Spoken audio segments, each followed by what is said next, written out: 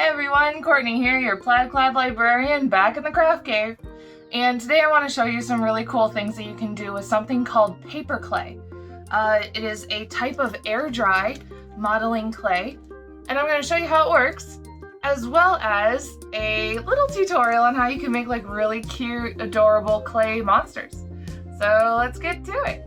If you're experienced with paper clay, you're probably already screaming about how this is a horrible way for us to store it, and you would be right. This clay is personally kind of a bit old, and a lot of it has dried out. Like this one's completely solid in the bag because this clay is an air dry clay, which means that you do not need to bake it or do anything else to make it harden or solidify, except to expose it to air. And as such, that means that the moment that it leaves any of these bags, it is already starting to harden up. Now, there are some things that you can do to help prevent that. For starters, to properly store it, which I'll show you how to do at the end of this video. Or if you have a piece that is just a little bit still malleable, you can still kind of work it a little bit. This one's kind of there, but it's really stiff and it's starting to dry out. You can take your fingers, dip them in some water, and work it into the clay, and it helps to soften it up a bit more. First things first, when you are working with your clay, you need to knead the dough. Kneading is what I'm doing here, where I am squishing it around my fingers, I'm working it, I'm making sure it's smooth and it's ready to work. But you don't want to sit here and do that all day. The more you knead it, the more air is circulating throughout the clay, and the harder it's becoming as it progresses. So if it becomes too hard to work with, just get that water, get it in there, and then you can work on it some more. But you don't want to ruin the clay. So we are going to make some clay monsters. You can make whatever kind of monster that you like. So even if you watch this, you like my idea, feel free to take it, or you can come up with something new and creative for yourself. I mean, the idea is it's clay. Do what you want. That's what makes it so fun. Let's get started with this clay. I think I'm just gonna pick two colors. I already have this pink working right now. So I have decided to use a pink and this really cool green. I think they look kind of good together, and you know, maybe we'll have like some sort of watermelon monster. So monsters need a head. So let's pull some of that out. I'm gonna roll it. Just using the flat of my palm, I'm gonna roll it around. Now, I am no clay expert. If you want to see some fantastic paper clay or polymer clay tutorials, there are tons out there. Some really good YouTubers who have very good experience with clay, and they can give you some really good instructions if this interests you. But I'm just gonna do like a cute little start to things, and I don't know, just make something that I like. So I have a sphere for a head, and I feel like I'm gonna use my fingers to kind of mold the head a bit to something that I like. So maybe if I have like a crest or something, there we go, give him a bit of a mohawk. So he has like a little ridge on the top of his head. I don't know, I see green things and I automatically think that I need to have a dinosaur, and I do like dinosaurs. So I'm gonna do that, maybe mold in some little indentations where his eyes will go. And again, if it starts to get too hard to work with, specifically if you have old clay like mine, you can just take some water and work it in. Specifically if it starts to kind of crack, you can just work in some water and smooth out those edges, and it helps that out. And yeah, the only reason I know that is because I watched a few YouTube tutorials yesterday. So you can do it too. Alright, let's do that. Give him some smushins on the face. I'm not too worried about the face being absolutely perfect because he's a monster. You can do whatever you so like. With your monster, I'm just giving him some shapes with my fingers. You can also use tools that you might have around your house. I found some suggestions to use plastic tools, so maybe some plastic silverware, like a knife or a spoon or a fork, if that helps. They said that if you use metal or wood, it sticks to the clay and it has a hard time working with it, but plastic seems to do well. So see what you can do with that. All right, I don't know how that's going to turn out at the end, but we'll find out together. Let's make him a little body. So I'm going to take some of my clay again. I'm going to leave some on the side because I think I'll make a tail, maybe some little nubby arms. So here's his body. Oh, I bet I can make a tail with his body as well. So let's round that out and shape it out.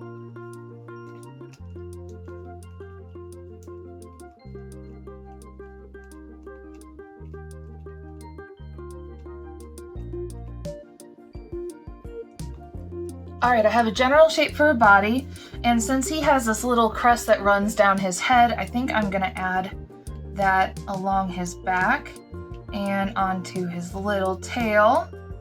Just give him something to go for. Okay, there we go. Not too bad.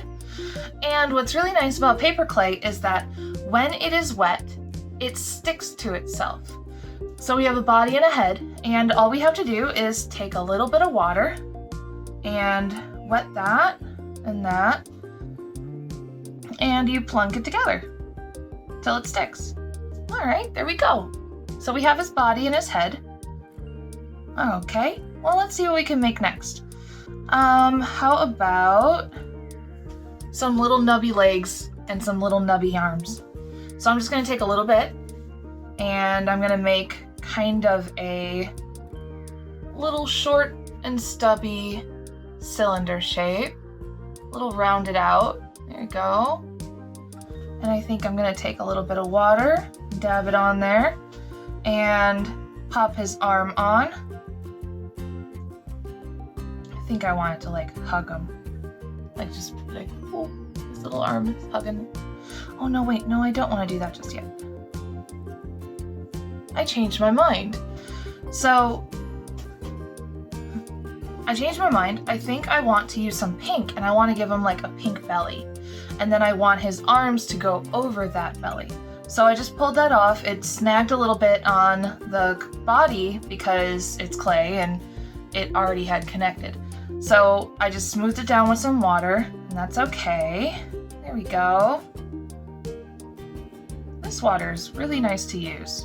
It's nice to have these little tips available to you. Even if you yourself don't know how to do it, there's so many people out there who have good ideas and have experience doing things that they can help you out. So I want to make a belly for this guy. So I'm going to take some of this, and I think I'll smooth it out. I'm going to use my table, but you can also use the palm of your hand. I'm just guessing at this. I'm not taking too much precision on it. Just kind of want to make this little guy and see how he turns out. He's not going to be absolutely perfect, and I am 100% okay with that. All right, so I'm thinking we'll put his little tummy here. And yes, I said tummy because I think it's funny. We'll put it there on his tummy. Wrap it around on the bottom. Now he's got a cute little pink tummy. And maybe I'll use my nail and add in some textures on that. There he is with his little tummy. It's looking cute so far, in my opinion. If you don't agree, that's no big deal. All right, let's try those arms again. I'm gonna take some of his arms. I think I'm gonna bend them a little bit so that they're at a little bit of an angle there. So this is like his shoulder, and this is the front of his arm. And a little bit of water. Put it on there so we can adhere it. There we go. That looks good. See? He's got his little arm. Not too bad. Okay, let's do that again on the other side. There he is with his little arms. And we could keep it where he's just got like the slithery little snake thing going, or we can add little nubby feet. All right, not too bad. There's our little dude. He's got that ridge on the back. But we gotta do something with this face, don't you think? It is looking a bit wonky. And he kind of needs a face. So let's do something about that. I wonder, what if we put, he's got this pink belly. I don't think I want to make his face pink. Let's see if we can make him a snout and add it in there.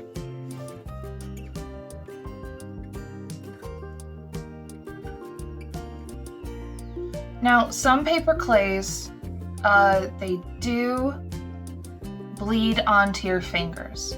If that is the case, when you are working with your paper clay, it will wash off.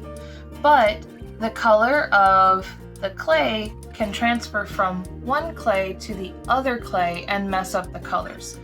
So if that is the case where you are working with a clay that is deeply pigmented, meaning that it has a lot of color that bleeds onto your fingers, you're gonna wanna start with colors that are light, so like your whites, and then move on to deeper colors. So you would go from let's say you would do your pink, and then you would go to a deeper red, and then you might switch over to gray, and then to black. But you would do that because if this stains your colors, the red's gonna overtake that. But if the red stains your colors, the gray will overtake that. But if your gray stains your fingers, then the black is gonna cover that up. So if you go in this direction, it covers up the colors on your fingers and it doesn't mess up your project. All right, let's see. What do you think? It's a little bit strange. I think I'm gonna shape his nose a little bit more. Oh, it just ran away. Well, that's gone forever. I didn't particularly like it anyway, so let's give him, I think I want to give him a slightly smaller nose. Smooth that out a little bit.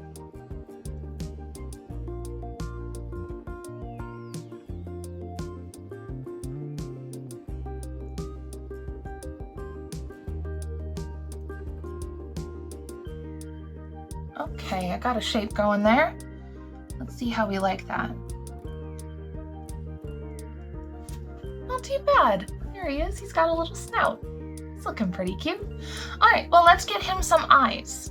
And I'm challenging myself by only working with pink and green, which fortunately, these are complementary colors.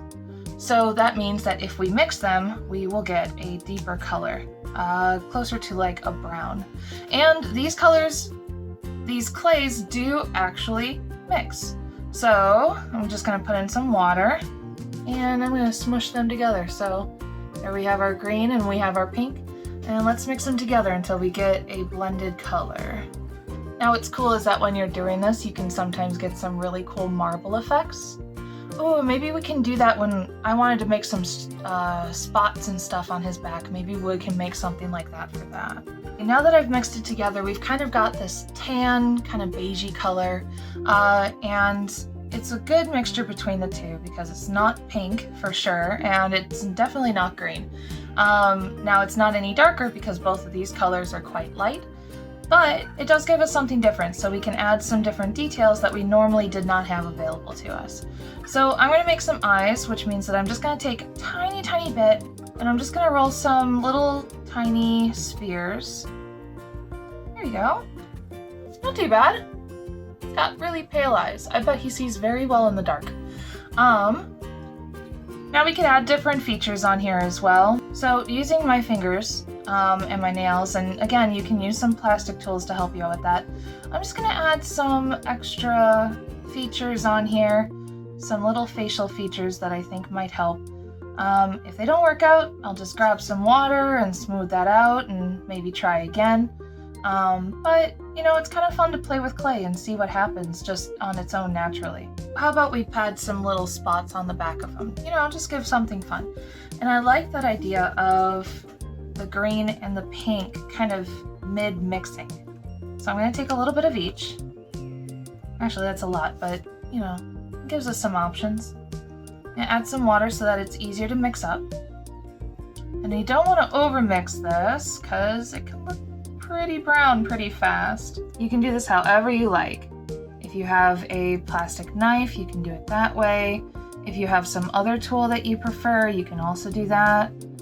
I think I'm gonna take a little bit of water and smooth out the edges. And then we'll just splash that on him. We can use the water to smooth it down too, so that it looks like it's kind of part of him, or that it always was a part of him. Because this is his skin, you know? Well, that's not too bad. That looks kind of cool. Let's add a few more spots on there and see how this looks out. Alright, so we've cleaned up a bit and he's dried off just a little bit. So here's our little dude. He's got his eyes, I have some textures on his nose and his belly. And if you look around, he's got little spots all over him that kind of just look like different colors of scales and his hide rather.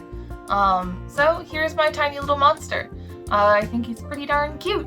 So yeah, here we go. And hey, I encourage you to make whatever kind of monster that you like. If you are having trouble finding paper clay to work with, maybe you should sign up for one of our Hive to Go bags. One of the options will be including some paper clay, so you can make your very own little paper clay monster.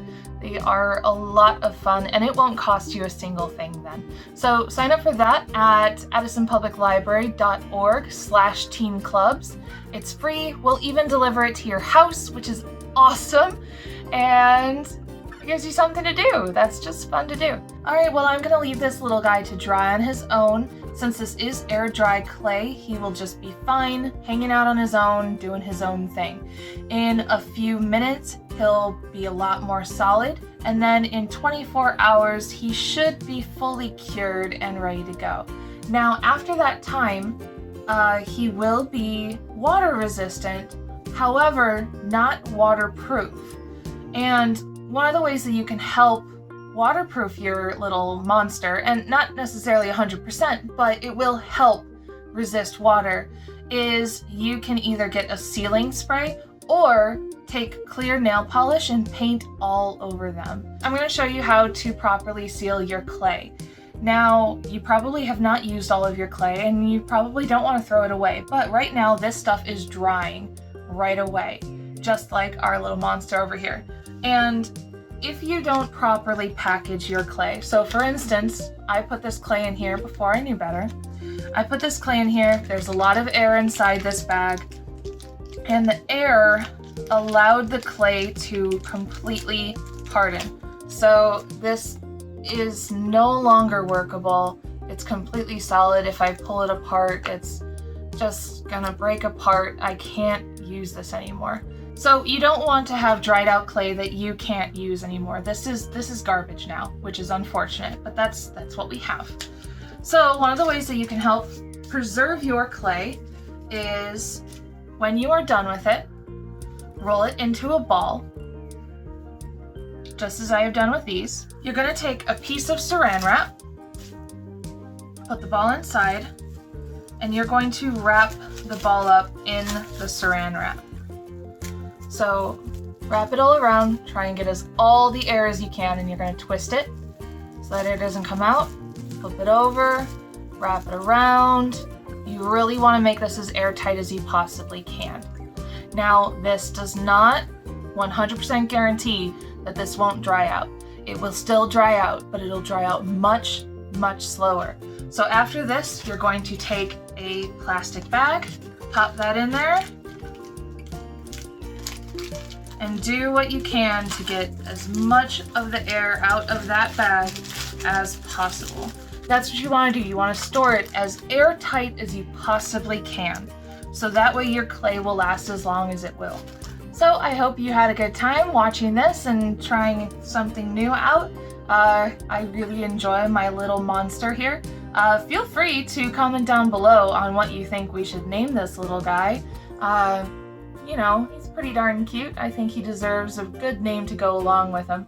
And let me know what you think, and I would love to see what you come up with yourself. So feel free to comment down below onto our post, and I would love to see pictures of what you have made, and feel free to share that with our social medias. And I hope you all have a wonderful day. Stay safe. Bye-bye.